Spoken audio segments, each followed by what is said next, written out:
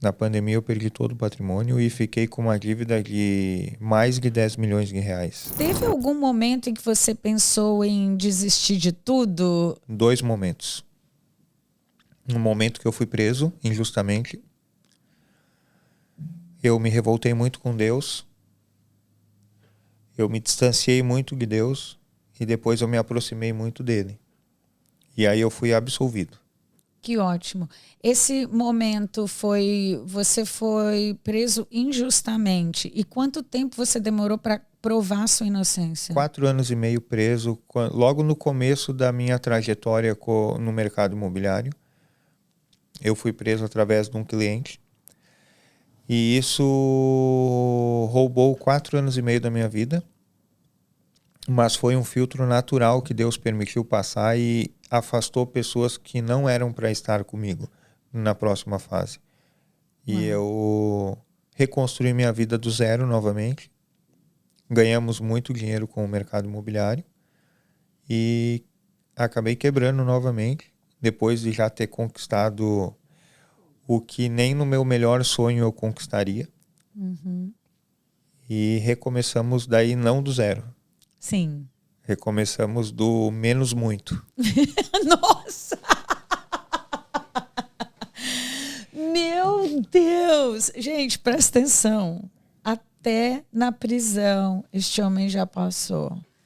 Quanta profundidade. E aí você começou no menos muito. Eu comecei devendo muito, né? Quando eu saí da prisão, eu tinha R$ 284. Era tudo que eu tinha na vida. No espaço de 10 anos, eu construí uma fortuna com o mercado imobiliário. De forma lícita e fazendo o que eu sempre fiz e ressignifiquei o passado. Ressignifiquei rapidamente, me perdoei por isso, perdoei as pessoas. E eu dei um novo sentido para minha vida. Casei, veio a minha filha e a minha vida se estruturou de outra forma. E isso nunca foi um empecilho para mim para nada, pelo contrário, porque eu sabia quem eu era. As pessoas que julgavam ainda, elas não estavam lá para saber e tudo que você disser, a pessoa já está com um pensamento formado. Uhum. Então, quando eu parei de querer agradar os outros, entendi que eu não precisava provar nada para ninguém, a minha vida fluiu de forma extraordinária. Uhum.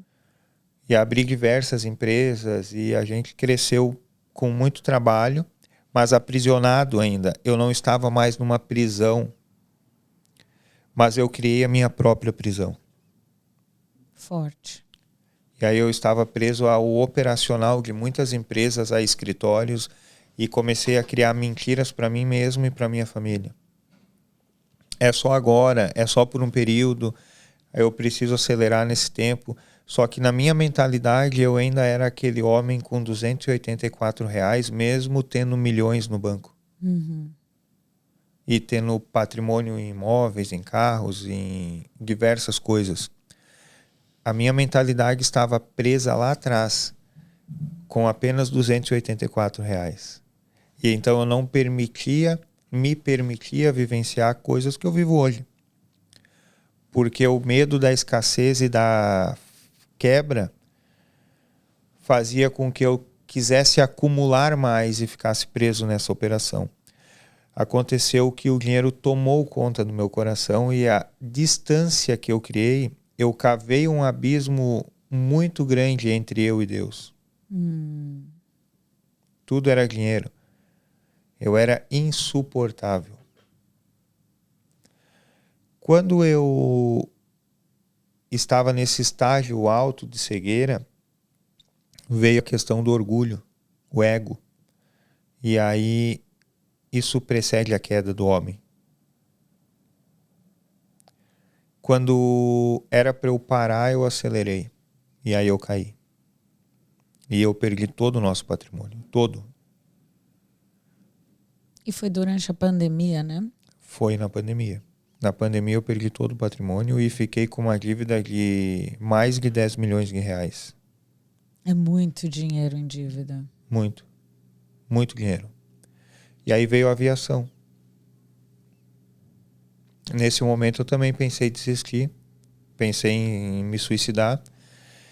É diferente quando tu não tem nada e perder o pouco que tu tem. Tu não tinha nada, então tu voltou pro normal. E tá tudo certo, já tá acostumado a não ter nada. Agora, quando tu cria uma família tendo tudo e alcançar o patamar que eu alcancei, perder tudo, é um pouco mais doloroso. Porque eu já tinha a nossa vida resolvida. Então eu pensei em me suicidar, sim. Pensei em receber os seguros, né? Deixar minha família receber os seguros e as dívidas morrerem comigo e preservar algum patrimônio que ainda estava em nome da minha esposa. Mas Deus não permitiu e a gente seguiu por outro caminho. Glória a Deus. Entregamos Glória a todo o Deus. patrimônio. Saímos de uma casa extremamente cara que nós tínhamos e fomos para um apartamento alugado. E eu fui para a aviação para trabalhar, fazer o curso de piloto para trabalhar para os outros. Como piloto, porque é uma profissão muito rentável no Brasil e eu tinha já alguém que me empregaria a um salário de 50 mil por mês que daria para sanar as despesas da minha família. Só que, incrível que pareça, eu tinha o pavor de altura, medo de altura. E A aí, história só vai ficando melhor. Só que eu tinha que tomar uma decisão. Então, quando eu olhava para o meu filho recém-nascido, para minha filha e a minha esposa, dependendo de um posicionamento e de um prover da minha parte, eu tinha que fazer mesmo o que me machucava, que era enfrentar os meus medos. Então, por isso que eu repito o que eu falei anteriormente. Quando a gente enfrenta nossas limitações e os nossos medos, a gente tem essa neuroplasticidade, a gente tem um alargamento de estaca, novas trilhas neurais. Quando eu comecei esse curso, eu disse, eu nunca mais volto aqui. Quando eu desci daquele helicóptero, suor, enjoo, tudo o meu cérebro tentou me sabotar de todas as formas. Só que dentro do carro, eu voltando, eu disse, mas eu não tenho alternativa. Eu preciso desse dinheiro.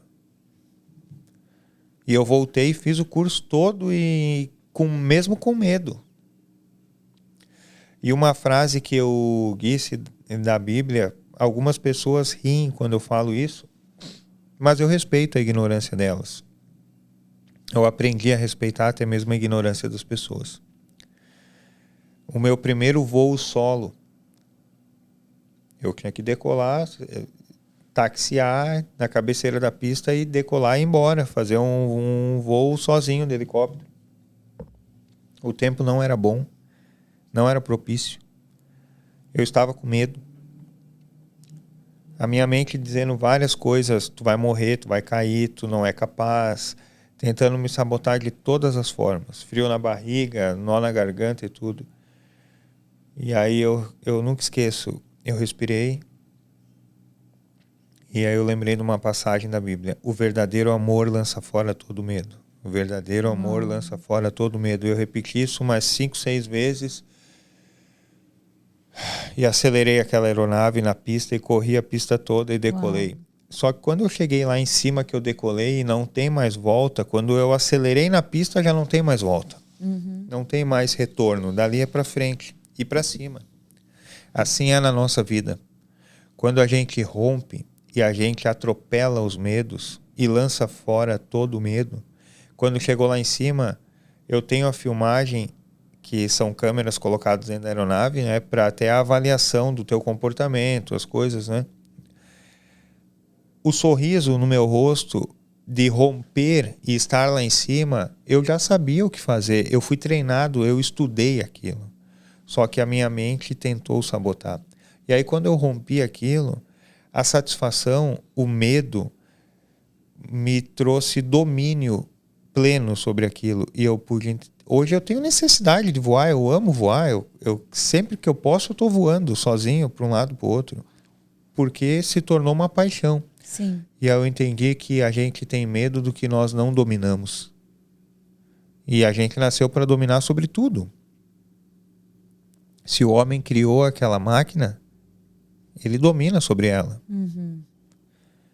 E eu também posso. Se outro ser humano faz, eu também posso fazer. Eu só preciso me posicionar para isso. E aí, voando, eu conheci um mercado imobiliário fantástico. Voando. Eu lá de cima. Comecei a rastrear a questão de ter uma visão holística. Olhar de cima as coisas. Olhar de águia. Exatamente. Uau! Esse olhar fez eu ver um mercado que eu não via andando lá embaixo.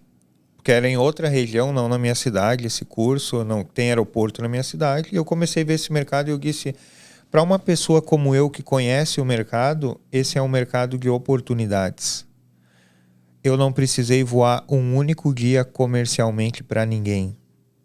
Porque sobrevoando essa cidade eu vi possibilidades e rastreei essas possibilidades todas por cima, coloquei num papel, tracei um plano estratégico e fui para cima do mercado. Em 1 ano e 4 para 5 meses eu paguei toda a minha dívida. Uau! Nossa, que merece um uau! Fenomenal! Que incrível! E aí... Explorando o próprio mercado.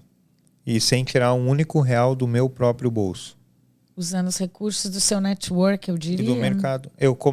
Eu entendi as dores do construtor. Porque eu construía. Sem um único real, eu sempre fui de comprar, arriscar. Então eu comprei vários apartamentos sem ter dinheiro. Num valor agressivo de mercado. Então eu sabia o custo de construção, porque eu construí muitos. Eu sabia a dor dele, o fluxo de caixa que ele precisava, e eu passei a fazer o quê? Como que tu vende esse imóvel? Em 120 meses para pagar, 100 meses para pagar. Legal. Na minha mente, rapidamente, eu calculo as coisas.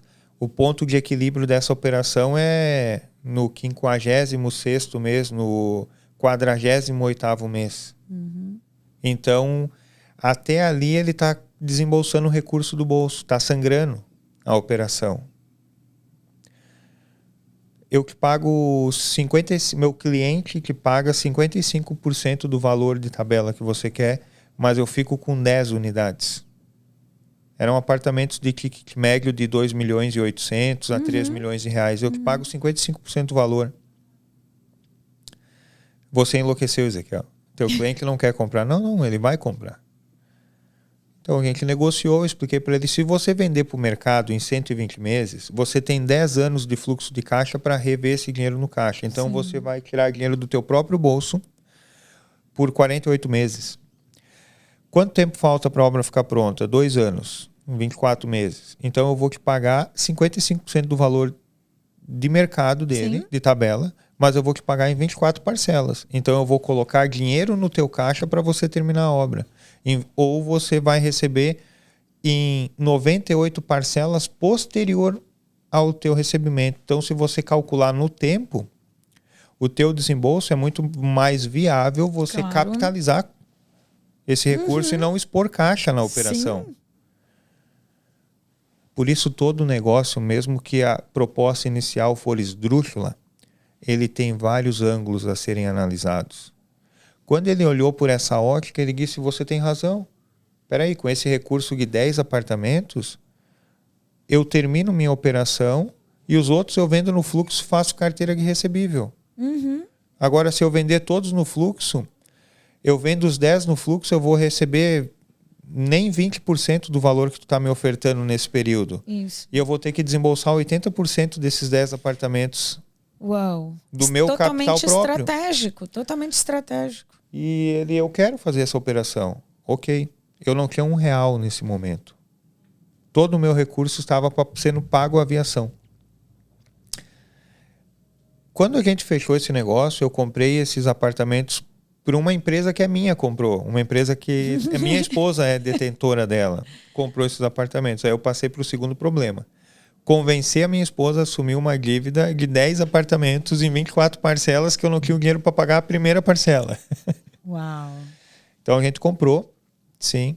A partir desse momento, como eu vendi os apartamentos, eu já passei a ter 5% de comissão Das vendas. Então, os 55% já gerou 5% no meu caixa, então nós teríamos que pagar só 50%. Sim, já tinha diminuído. Então, eu já fiz dinheiro instantaneamente. E aí eu comecei a o quê? A vender esses apartamentos abaixo do valor do mercado. Para ainda fazê-los mais rápido, óbvio. As Então, vendas eu tinha rápidas. 30 dias para recapitalizar. Sim. Então eu precisava vender um apartamento por mês, teoricamente. E aí eu comecei a... Existiam pessoas que eu devia um recurso alto, né? E eu quero te pagar. Investidores. Eu tinha 3 investidores que eu devia na casa de 1,5 milhão, 2 milhões. Amigos. Vamos acertar, só que tu tem que me ajudar. A gente é parceiro de negócio, eu vou te... Tu me compra 2 apartamentos que eu tenho e não estou conseguindo mais honrá-los, e eu te vendo abaixo do mercado. Avalia com as imobiliárias da tua confiança e eu vou te vender eles. Todos avaliaram no valor final dele de venda. E eu falei, Ótimo. bom, como eu quero te pagar e eu quero transferir benefício, eu vou te vender 15% abaixo do valor do mercado para que você tenha lucro na compra e lucro na valorização. Consequentemente, desconto que eu te devo e o que sobra tu me paga como tu quiser. Então, eu não paguei nada pelos apartamentos, porque eu transferi a dívida e o apartamento e ainda lucrei 35% em cima do valor. E pagando a conta, eu recebi. Ainda pagou a sua dívida com os seus amigos investidores. E o recurso que sobrou eu capitalizei para pagar o restante das dívidas. Então eu fiz 35% de lucro sobre o que eu não tinha. Altíssimo. Bom, qualquer coisa seria alta do que não tinha, mas 35% de lucro é um lucro absurdo.